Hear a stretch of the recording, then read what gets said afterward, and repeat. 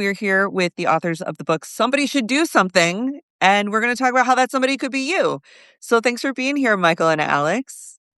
Thank you for having us. So this is a common thing that I see in my comments constantly, and a very clever title for your book, which is I present a horror, and then people are like, somebody should do something. And I'm like, you are the somebody, but you wrote a whole book about it. How can average people do something when it feels so paralyzing? All kinds of ways they can do something. I mean, one of the ideas of the book was really to demystify the question and try to describe opportunities that people have in their daily lives just based on their social relationships, the networks they're embedded in through work and family and hobbies and so on, where they really can leverage their position in those social networks to really make change. Yeah. Alex, what made you want to? Y Yeah, we came up, Michael and I both came up as philosophers and focused on philosophy of mind, and we were really concerned about things like implicit biases, and, we were also concerned about our personal carbon footprint, and then in the last about a decade ago, we started to finally, get a little bit of awareness about how certain ways of thinking about those issues were very narrow and very focused on just what you as an isolated individual can do to recycle, to treat other people with respect, and so on. And then there was a really important shift to thinking like we need big structural change, to quote Mm. someone that you've interviewed, for example.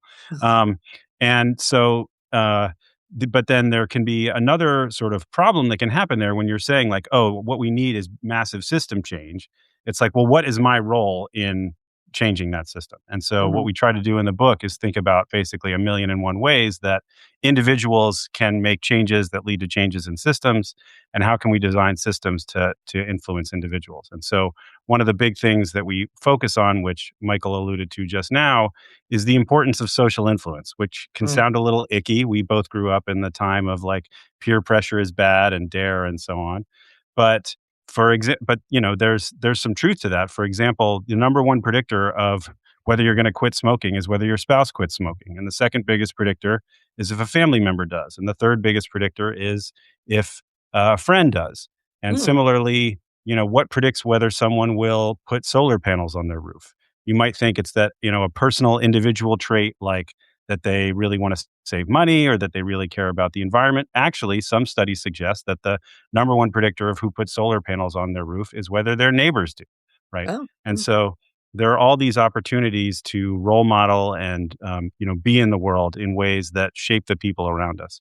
And I think one of the biggest pitfalls here is that we don't necessarily see the change right away, right? If Mm. you have a Mhm. conversation with someone, if you interact with someone, if someone sees the solar panels on your roof, you're not going to notice that, right? And so it Mhm. can be really hard to know that we're making a difference, and it can feel like we're just screaming into the void. But there are all kinds of potentially unseen opportunities for change there. I used to help run this organization called Hungry Harvest, and we found that the number one predictor of if people would stay a customer was when we would send them the email saying, "You've helped divert 40 pounds of good to eat food that would have otherwise gone to waste. And we've been able to donate 40 pounds of food in your neighborhood." And then we would give them this, like, we invested so much money in this personalized dashboard that would show people each week that they were ordering our box of produce how much that mattered, how many farmers that came from, where they came from, a recipe from the farmer maybe, and it was that, like, tangible single person, very hyper personalized feedback that we found was great for retention and, of course, great for making sure that food that can go eaten does get connected to people. So that makes sense to me that people want to see that immediate reaction. Um, where are some places that you find folks have an aha moment with the book? Like, is there any particular tip where folks are like, I could do that? That's a good entry point for me. That's a good starter. That's a good question. I would maybe pick up on something you said, which is that in talking about the book with people, uh, it just again and again hits us how desperate people are to find ways to do things that feel like they really matter, and not just give them like the feeling that it matters, but that they actually think there's good reason to think they're making a difference. Mm. Um, and I agree with what Alex said, that a lot of the time, some of the biggest influence we have is hard to track because Mm. it might go unseen. It also might come way down the line. Like, you never know about some encouraging or inspiring thing you say to somebody, and it doesn't really land for them until a year later. And so it's not just that it's like out of your sight today, but it might be um, at an unpredictable time in the future. And so one of the things the book does is just tell a whole bunch of stories of people who are like ordinary people and got fired up about one thing or another and just started trying to do something without a whole lot of guarantee that it would make a difference. And the ball got rolling and one thing led to another. And those stories I think have hit people in just talking to them and hopefully when people read the book. Does it actually matter if you bike or walk to work or to school when Taylor Swift is taking a 2-minute private jet plane? Like, I know that we always, because I know I can see in the comments that's going to be the next question is like, well, what does it matter what I do when the big industries are really, the core problem? Like, how do we bridge that gap between individual responsibility and like capitalistic influence? And like, what do you guys think? I'll just say really quickly, I mean, here's an example where I think we have really good reason to believe that just ordinary people getting out there and doing something caught fire, and it's in Minnesota. And it's Yeah. people like who just turned up at their corner or at their elementary school or at the grocery to blow whistles. And they're not influencers, they're not capitalist overlords, right? They're just normal people. And everyone saw each other out there and connected through WhatsApp chats and whatever signal chats, and saw the kind of proof what social scientists call social proof that they were all on the same page making a difference. And so I think that's like the task is to translate that kind of lesson to all these other areas, whether it's climate or racial inequity or housing poverty, anything else. Mm. Hmm. Yeah, and I think, people can tune into any one of your, banana shirt good news sessions to find examples of people that work together to like push back against what seemed like an immovable object and made real change. Yeah. I think one of the, passages in the book that's resonated a lot with people it's a section called Fighting the Battles You Expect to Lose. And we Mm. talk about protesters in full blown repressive regimes like Russia, Ukraine about 15 years ago, other, Turkey and other areas or Hong Kong, for example, where they fully, like, if you ask most of them, like, why were they out in the street? They mostly did not say, like, my being here alone will overthrow the power structure, right? They weren't necessarily delusional about their chances of success. But a huge motivator, what got them to go out there and to show up was to be there for each other. And so they Mm. had a sense that even if, like, in the short term, this movement is not going to make all the difference, I can make a difference to the movement. And so what keeps people going out there, what keeps people fighting is sometimes being able to, sort of not get hung up on, are we achieving all of our goals right now? But do I have an opportunity to show up for the people around me, and are they showing up for me? And that's some of the stuff that can sustain us, even in the face of what seems like these impossibly large forces in, governments and big business. So what I tell folks is start with your neighborhood, and we dealt with this in my neighborhood, which was a very mixed neighborhood politically, um, with the yard signs. It was like, how about what would it look like if we just didn't do yard signs? If everybody committed to not having a Kamala or a Trump sign, so that when folks are out there walking their baby around or their kids are going up the street to play basketball or whatever, they're not constantly encountering this sort of like ominous feeling of this huge federal, like, I know that the adults don't agree here and I want to feel safe in my neighborhood. And people went for it. And it was a much more peaceful experience than when I've lived in places where there's a lot of signs sometimes. Sometimes action can be choosing to not do something, right? Like it can be choosing to see your neighbors as people and not as the forces that the media will tell them that they are. What made you guys care? Like, what's your thing that you do that you who are you what somebody are you doing something? Hmm. Well, one thing we're doing is trying to like canvas and translate a huge body of literature from across the social sciences that really does try to compile evidence about what motivates people, what stymies people, what helps people cross boundaries and form coalitions and sustain the fight, right? Like there's really smart and interesting people disconnected from each other, trying to answer all those questions. And I think at least one of the roles that I at least see myself playing, and maybe Alex and Dan do too, is trying to compile and synthesize a lot of that work and figure out what it kind of says on net, and then put it in plain language and really connect it up with like the history and the news that substantiate all those lessons. And some of this may mean you have to work with people that you don't like. Sometimes doing something somewhere means getting folks on your team that you wouldn't have otherwise been interested in. I know we dealt with this in the marriage equality fight, where marriage equality stalled and stalled and stalled until they got that lawyer who was the lawyer for Citizens United and all kinds of terrible stuff to end up representing marriage equality. And then it got passed. And a lot of people were like, I wish we didn't have to use that guy, but he was a hell of a lawyer, and now we have it. Do you have examples of like the ways that folks can kind of start to try to find that place of like, sometimes to get what we want, we have to talk to people we don't think we like? Yeah, I think there's lots of little tricks. I think, one of them is just finding any kind of trivial point of common ground with someone that you have to interact with, whether you both prefer apples versus oranges. The correct answer is oranges. Whether we can all get together and agree that the Bills got hosed 2 weeks ago and that the Patriots It need was to a go catch. down on Sunday. That's It was a something we can all catch. exactly, clearly. And there's, a lot of good literature that suggests that if you can find any kind of small amount of common ground, then that establishes this kind of like baseline where it's like, okay, I'm a human, you're a human, we both know we're humans, we both Mhm. know that we have, we're not evil, we're not trying to like out to get people, and where are some opportunities where the two of us can work together to make these things happen. So there's lots of little tricks like that. Mm.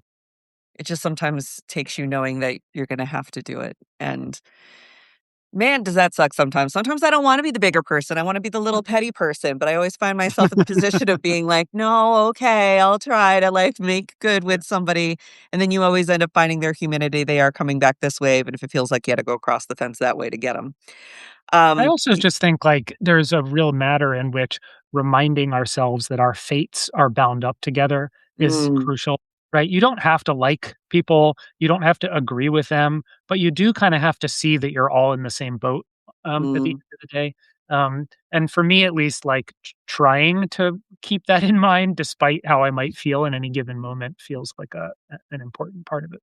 It surely is, and you're very right. We might not like each other, but we all have to fight for our constitutional rights. We may not have voted for the same person, but we both don't want roving gangs of Yeah, undisciplined murderers rolling our streets. Like yeah, we just don't. So we're figuring that out. yeah. And I Did think, not I did like not you have said, like what's happening in defending the Minneapolis is such a great example of people coming together. Alex, yeah, I no, I just didn't have defending the Second Amendment on my bingo card for 2026. I know. I'm out here like 2A. I'm going to be getting eagle tattoos pretty soon. We'll see. Um, There's another thing that the book offers, and again, it's called Somebody Should Do Something, is about how to connect, like, your feelings of powerlessness into small changes that start to build your confidence and start to build your power. So even if you get knocked back, you're not always getting knocked back to zero. You're maybe just getting knocked back a little bit and making some progress. Can you talk about, like, that building that mentality muscle? Like, how do you start to get strong? Well, I guess what I would say is that, the crucial is, like, not being defeated by the perception of smallness of what might be on the menu of what you can do Mm, today, mhm, because what you don't know is what that's going to lead to, in the future, and it can lead to things for other people, or it can lead to things for your future self. So, one of the worries that we write about in the book is, the problem of, like, moral licensing, that mm, you do something that's tangible today, like, so if maybe you decide to ride your bike to work rather than drive or something like that, and then you kind of, the worry is like, you wash your hands and you're like, okay, great, now I can book those transatlantic tickets to wherever, or I don't have to show up at the advocacy meeting or whatever, because I did my good thing for the day. um, mhm, but what is equally possible is that that little thing acts more like a foot in the door, and gets you kind of inspired to do the next thing, or gets other people inspired, right? Because you're mhm, you're leading by example. And so I think, like, the future is always open for what we might do next, and the real trick is not getting defeated by the fact that we do one thing and immediately we don't see everything change. Hmm. Alex, how Yeah, do I you think keep there's yourself from looking at your neighbor and going, "But they're not doing anything, and they're pissing me well, off right. now?" I mean, I think that's actually a really important point because on the one hand, this is kind of, according to some measures, 6 of the 8 largest protests have been since 2017 in the Yeah. US. As you've talked about, protests are up this year from last year. And so, some of us might feel like we're already doing everything. We're already protesting. We're already out there. We're maxed out. We're burned out. But there's like a lot of people who are probably watching this right now who are just watching this and hitting like, and then that's like the full extent of what they're involved in. And so Mhm. I think, on the one hand, people are burned out. Some people are really, trying to do everything. And then there's a lot of folks who are still on the sidelines. And so, Mhm. in some ways, the problem today is the same problem it's always been, which is passive bystanding. So, as much as there have been these really important gains in protest, we have to go farther. And so, Mhm. I think, a lot of it is the stuff that we've already talked about. Reaching out to people who you don't necessarily see eye to eye with on every issue, finding different opportunities for common ground. It's the cheesy line, but being the change you want to see in the world can Mhm. really make a difference. And I think, again, to go back to something Michael mentioned in the beginning, it's a lot. And as you've talked about as well, like in your own neighborhood, like what are the opportunities in your own spaces? What are the social roles you occupy where there's room to make a difference? And, there's like very little things. So, well, like at my university, one of our at an event, we were talking about housing insecurity, and then there was a faculty member who said, like, "Hey, what if we had PO boxes for housing insecure students on campus?" Yeah. And that set a chain of things in motion where a group of us started working on it, and now we have Project Mailbox on our campus, where it's not PO boxes, but students who are like applying for things and they have to put an address down and they don't have a stable Yeah. address. They can now just put a specific campus address on those forms. And that's not, going to change the world all by itself, but it's a real meaningful structural change that's helping individuals act in the world. And it's an example where we got together as a group and looked at our own community and we did brainstorming and we talked about it. And then, we worked to try to make a structural change within our own space. And that definitely involves people who don't necessarily see everything, seeing everything eye to eye, working together. And so there's tons and tons of those opportunities, which can be hard to notice if we're just constantly Yeah. mainlining, the national news. I completely agree. Yeah, it's the creativity. Sometimes the way that you can resist or do something is to educate yourself so that the next time you hear that the windmills are killing the birds and they are frozen and that's why there's no power, you'll know that that's not true because the windmills aren't even plugged in half the time to the power grid right now. We're just banking that in batteries in places. And once you know those kind of things and give yourself what I call like curiosity time, just time to like go be curious, go read a science magazine or an article or something you haven't ever thought of before.